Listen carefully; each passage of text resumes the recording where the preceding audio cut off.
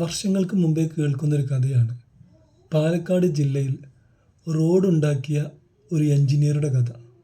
അദ്ദേഹം പിന്നീട് സർക്കാരിൽ നിന്ന് ക്യാഷ് കിട്ടാത്തത് കാരണത്താൽ ആത്മഹത്യ ചെയ്തു എന്നുള്ളതാണ് കേട്ടുകൊണ്ടിരുന്നത്.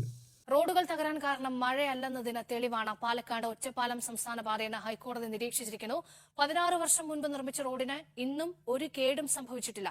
ശാസ്ത്രീയമായ റോഡ് നിർമ്മാണവും അഴുക്കുചാൽ നിർമ്മാണവുമാണ് ഈ പാതയെ വ്യത്യസ്തമാക്കുന്നത്.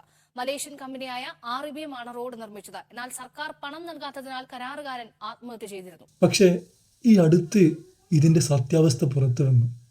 യഥാർത്ഥത്തിൽ ആ എഞ്ചിനീയർ മരിച്ചിട്ടില്ലായിരുന്നു.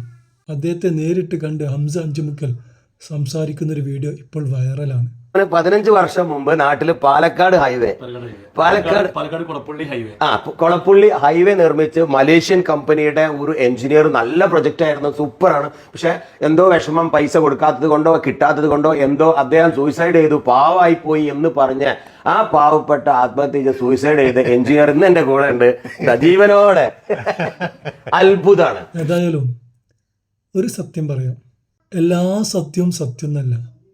ചിലത് കളവാണെന്ന് മനസ്സിലാക്കാൻ കാലങ്ങൾ കാത്തിരിക്കുക തന്നെ വേണം.